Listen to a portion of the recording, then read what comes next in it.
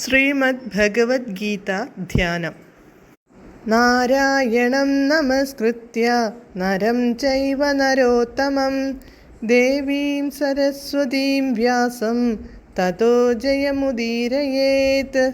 നഷ്ടപ്രായേഷു ഭദ്രേഷു നിത്യം ഭാഗവത സേവയാ ഭഗവതേ ഉത്തമശ്ലോകേ ഭക്തിർഭവതി നൈഷ്ടകീ. മൂകം കരോതി വാചാലം പങ്കും ലംഘയതേ ഗിരിം യത്കൃപാതമഹം വന്ദേ പരമാനന്ദമാധവം. ശ്രീഗുരും ദീനതാരിണം ശ്രീചൈതന്യമീശ്വരം. ഓം അജ്ഞാനതിമിരാന്ധസ്യ ജ്ഞാനാഞ്ജനശലാകയാ ചക്ഷുരുന്മീലിതം യേന തസ്മൈ ശ്രീഗുരവേ നമഃ. നമഃ ഓം വിഷ്ണുപാദായ കൃഷ്ണപ്രേഷ്ഠായ ഭൂതലേ ശ്രീമദേ ഭക്തിവേദാന്ത സ്വാമിന്നിധി നാമിനേ. നമസ്തേ സാരസ്വതേ ദേവേ ഗൗരവാണി പ്രചാരിണേ നിർവിശേഷ ശൂന്യവാദി പാശ്ചാത്യദേശതാരിണേ. ജയ ശ്രീകൃഷ്ണ ചൈതന്യ പ്രഭു നിത്യാനന്ദ ശ്രീ അദ്വൈത ഗദാധര ശ്രീവാസാദി ഗൗരഭക്തവൃന്ദ. ഹരേ കൃഷ്ണ കൃഷ്ണ കൃഷ്ണ ഹരേ ഹരേ, ഹരേ രാമ രാമ രാമ ഹരേ ഹരേ.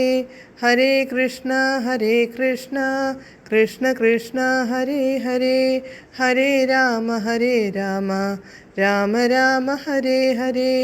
ഹരേ കൃഷ്ണ കൃഷ്ണ ഹരേ ഹരേ, ഹരേ രാമ രാമ ഹരേ ഹരേ.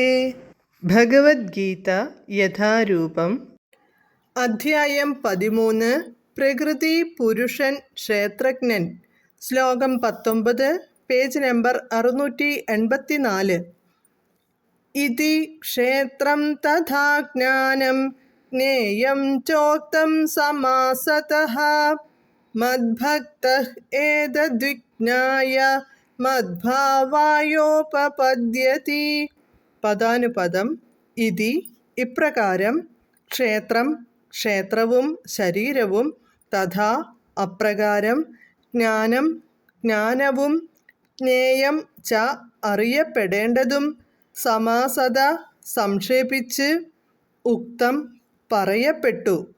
മദ്ഭക്തഃ എൻ്റെ ഭക്തൻ, ഏതത് ഇതിനെ, വിജ്ഞായ അറിഞ്ഞിട്ട്, മദ്ഭാവായ മദ്ഭാവത്തിനായിട്ട്, എൻ്റെ ദിവ്യഭാവത്തെ പ്രാപിക്കാൻ, ഉപപദ്യത്തെ യോഗ്യനായി ഭവിക്കുന്നു പ്രാപിക്കുന്നു. വിവർത്തനം. കർമ്മക്ഷേത്രം ശരീരം, ജ്ഞാനം ജ്ഞേയം എന്നിവയെപ്പറ്റി ഞാൻ സംക്ഷിപ്തമായി വിവരിച്ചു കഴിഞ്ഞു.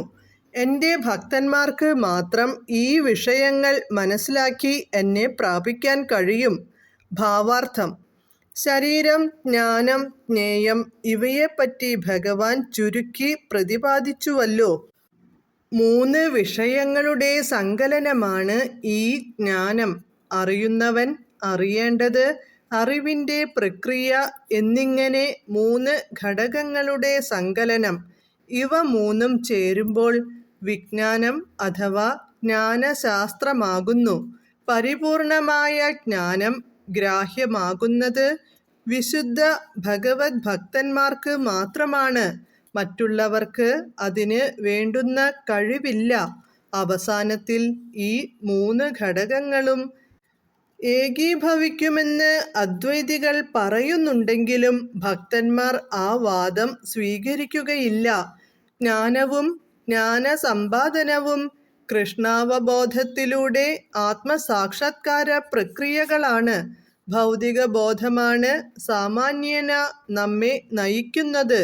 എങ്കിലും കൃഷ്ണന്റെ പ്രവർത്തനങ്ങളിൽ പ്രജ്ഞയെ കേന്ദ്രീകരിക്കുകയും സർവവും കൃഷ്ണൻ തന്നെയാണെന്ന ബോധമുണരുകയും ചെയ്യുമ്പോഴേ നമുക്ക് യഥാർത്ഥ ജ്ഞാനം സിദ്ധിക്കുകയുള്ളൂ. മറ്റൊരു വിധത്തിൽ പറഞ്ഞാൽ, ഭഗവത് സേവനത്തെക്കുറിച്ചുള്ള തികഞ്ഞ അറിവിൻ്റെ പ്രഥമഘട്ടം മാത്രമാണ് ജ്ഞാനം. 15-ാം അധ്യായത്തിൽ ഇത് വ്യക്തമായി വിശദീകരിക്കും. ചുരുക്കത്തിൽ മഹാഭൂതാനി എന്നു തുടങ്ങി ചേതനാധൃതിഃ എന്ന് അവസാനിക്കുന്നതുവരെയുള്ള 6ഉം 7ഉം ശ്ലോകങ്ങൾ ഭൗതിക ഘടകങ്ങളെയും ചില പ്രകടമായ ജീവലക്ഷണങ്ങളെയും വിശകലനം ചെയ്യുന്നവയാണെന്ന് മനസ്സിലാക്കണം. ഇവ കൂടിച്ചേരുമ്പോൾ ശരീരം അഥവാ കർമ്മക്ഷേത്രം ഉളവാകുന്നു. അമാനിത്വം തുടങ്ങി തത്വജ്ഞാനാർത്ഥ ദർശനം വരെയുള്ള 8 മുതൽ 12 വരെയുള്ള ശ്ലോകങ്ങൾ രണ്ടുവിധം ക്ഷേത്രജ്ഞന്മാരെ പരമാത്മാവിനെയും ജീവാത്മാവിനെയും അറിയാനുതകുന്ന പ്രക്രിയയാണ് വിവരിക്കുന്നത്.